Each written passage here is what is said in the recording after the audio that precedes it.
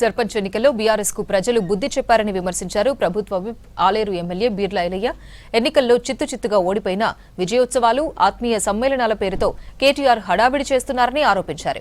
ఓడిపోయిన సర్పంచ్ అభ్యర్థులను ఓదార్చడం కోసం ఆయన ఓదార్పు యాత్రలు చేస్తున్నట్లుందని ఎద్దేవా చేశారు.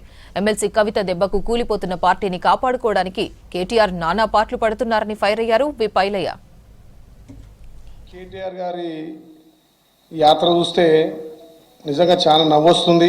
సర్పంచ్ ఎన్నికల్లో చిత్తుగా ఓడిపోయి ఆయన విజయోత్సవ సభ అని చెప్పి నిన్న యాదాద్రి భువనగిరిలో పెడితే నిజంగా తెలంగాణ ప్రజలు నవ్వుకుంటున్నారు. అసమర్థుడి జీవయాత్ర లెక్క ఆయన పర్యటన ఉంది. కవిత దెబ్బకు కుప్పకూలిపోయిన పార్టీని కాపాడుకోవాలని చెప్పి ఏదో తాపత్రయపడుతున్నాడు. ఏదో పార్టీ అధ్యక్షుని మారుస్తారు, హరీష్ రావుకి ఇస్తారు, మరి కేటీఆర్కి ఇవ్వరని తాపత్రయపడి ఏదో ముందుగా కూర్చున్నటువంటి కోడి లెక్క వచ్చి విజయోత్సవ సభ యాదాద్రి పెట్టడం చాలా విడ్డూరంగా ఉంది. ప్రజాస్వామ్యాన్ని కూని చేసి గెలిచిన సర్పంచులను మీ పార్టీలో చేసుకొని సర్పంచులకు నిధులు ఇవ్వకపోతే కదా సర్పంచులు ఆత్మహత్య చేసుకున్నారు. మీ 10 ఏళ్ల పాలనలో సర్పంచులు అప్లపాలయ్యారు.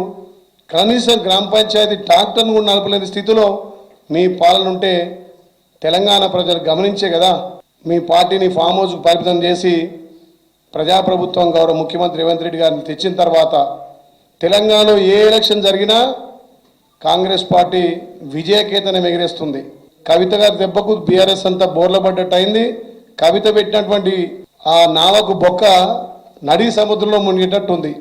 ముందుగా నీ వ్యవహారాన్ని నీ ఇంటికి సర్దిద్దుకో, తర్వాత మా కాంగ్రెస్ పార్టీ గురించి మాట్లాడు. కేటీఆర్, హరీష్ రావు, కేటీఆర్ దోచుకొని తెలంగాణ సంపదను దోచుకొని ఆ పంపకాల్లో మీకు తేడాలు వచ్చి రోజు కొట్టుకుంటున్నారు.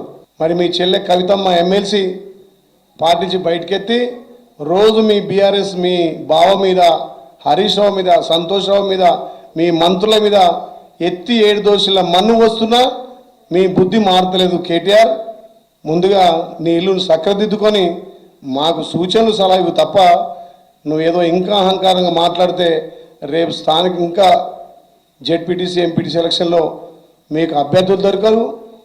ప్రలోభ పెట్టి మా తనటువంటి ఇద్దరు పోటీ పడితే ఒక్కరిని తీసుకొని మీరు అభ్యర్థి పెడుతారు తప్ప బీఆర్ఎస్కు బీజేపీకి ఎక్కడ కూడా మీకు అభ్యర్థులు లేరు. జెడ్పీటీసీ ఎంపీటీసీ కూడా 80-85% కాంగ్రెస్ పార్టీ కైవసం చేసుకుంటుంది. ఇకనైనా ఈ చిల్లర మాటలు బంద్ చేసుకోవాలి. కేటీఆర్, మా గౌరవ ముఖ్యమంత్రి మీద మళ్ళొక్కసారి నీవు అవాక్కులు చవాకు పేరితే నీ నాలుగ కోస్తాం జాగ్రత్త.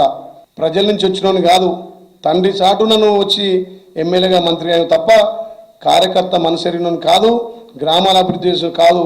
మళ్ళొక్కసారి మా ప్రభుత్వం మీద మాట్లాడితే తస్మాత్ జాగ్రత్త అని కేటీఆర్ని హెచ్చరిస్తున్నాం.